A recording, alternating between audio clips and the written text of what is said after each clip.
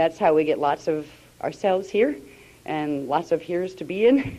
It's one source that creates within itself this step down through polarization. Polarization isn't a bad thing unless it's done to an extreme that goes past the natural mathematics that keeps polarity in balance. This system was originally created on a balanced template of polarity where it allowed for movement, it allowed for the hologram to be created, but it had a self-balancing factor to it. If it was also created as a free will matrix, which means free will doesn't mean you have the right to totally trash the whole universe. Now, some beings think that means you have the right to trash the whole universe, but they find out that eventually through their choices, if they act in ways that continually violate the right to be of other life forms, that they will bring onto themselves what they've given. They will end up destroying themselves ultimately because there's a rebalancing factor. We have free will in this time matrix within a preset series of natural laws, of mechanics, of the mathematics of the divine blueprint, which was created in a way to allow this to be a perpetual motion, eternal life system. Anything that gets to the point with its free will that starts to jeopardize the structural integrity of the hologram, where it starts to take it out of its original intention, out of Source's original intention. Source doesn't even have to do anything different. It's simply structured in a way that it will begin to rebalance itself. So we do have free will, but it is free will within a co-creative framework. So that means at a certain point, if our free will gets totally out of control and we get totally nuts and psychotic with it, we will end up having it just come back on ourselves to the point where we reduce ourselves back to space dust. And we're still with God, we just don't remember much. We're units of consciousness, we're particle units again floating around, and we don't have the template that gave us our individual expression of the face of God. We are simply part of the sea of the consciousness of the unified fields, which is not a bad place to be. You just don't have any memory of your sentience, of being an individual. You have no memory of your hologram or of any of those kind of things. So it's worth doing some of the work that's required to cooperate in a free will matrix, to get home and remember it. Because why bother going in the first place if you can't remember any of it by the time you get back? I mean, think about it. What would it be worth if we came into densities, had all these great experiences, some of them not so great, learned all sorts of wonderful things that gave us great new creative ideas, and because it's a free will matrix, we were given the gift of being able to try out all sorts of creative ideas. But if by the time you got back up there where you could start using the creative ideas, you didn't remember being gone in the first place, it would be kind of self-defeating. There wouldn't be a purpose. But there is a purpose in this. This was supposed to be a way for Source to explore itself in joy. Now, part of what Source explores, too, is sorrow.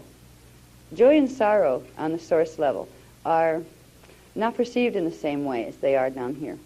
While we're in polarity, joy and sorrow can be very extreme. You can feel very deep pain here. When we are at one with Source, we can comprehend the experience of pain of those within certain levels of densities where that registers as a very real sensation. However, Source and ourselves in the place where we are at one with Source understands the isness of all things, the way it was created to be. It would prefer, Source does have a preference. This is what a lot of twisted teachings tell you. The Source doesn't have a preference. You know, evil and good are all the same and that kind of thing. Well, in a certain way, evil and good are all the same. But Source does have a preference. The preference was set with the creation of this time matrix as a free will matrix that was meant to be a place where beings, where Source could create itself as beings to explore life. It had a certain parameter that as long as that intention was kept intact, then that was good, that was fine, and there was a lot of leeway within there. If Source got into the hologram and found itself in a certain form that wanted to create an experience of sorrow for itself, it had the right to do that. However, if things got out of control and certain groups of Source that forgot it was Source decided they were going to inflict themselves on other groups of Source who knew they were Source and wanted to create a different hologram, Source would rebalance. There is a preference for goodness. Source isn't indifferent.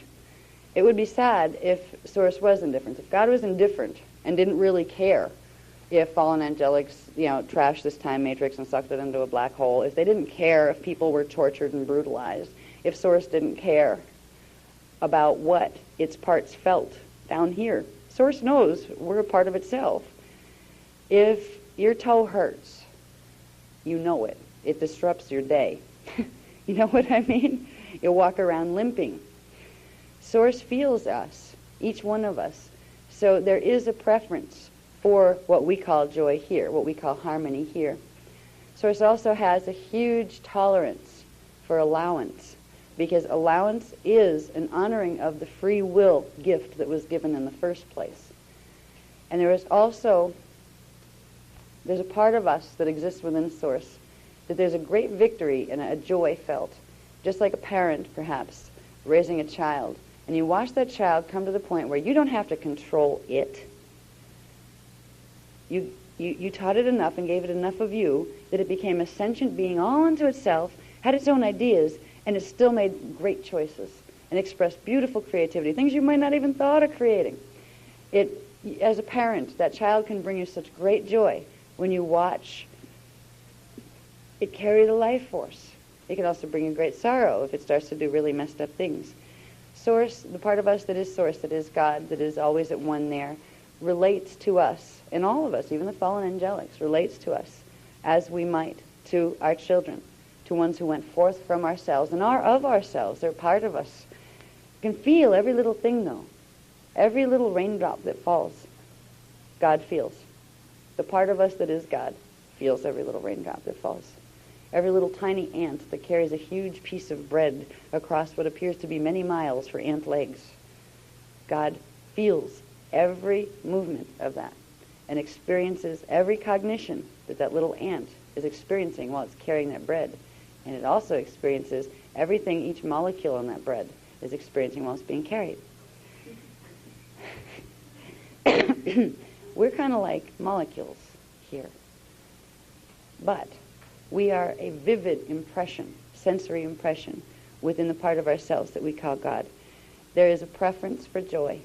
There's a path of joy and a path of sorrow to get home to God. The path of sorrow is going in a way that you don't remember that you had a gift. You don't remember or use the gift of creative expression that you were given. You use it to destroy instead. You use it to put yourself back into space dust, and space dust is holy. It just doesn't remember much. So you lose the joy of being able to go home and know it, of being able to be that child that learns and grows and evolves and learns all these wonderful things that it can bring back to Source and say, look at this, you're expanded now, because look what we got. You take that away from Source as well as from yourself when you choose a path of de-evolution. The path of sorrow is the path of de-evolution, where because a being does not use the primal life force currents in the correct way, or abuses the privilege of having these to use to create with, because it has smaller, usually ego-based issues that, oh, it wants this right now, and even if it, causes harm elsewhere, well, I don't care. That's a distortion of consciousness in the first place. That implies a sickness in the first place, because Christos beings don't even think that way. It's if they become code convoluted and they can't hold D12 frequency anymore, that you can get that kind of extreme in polarity. So polarity comes down to really what these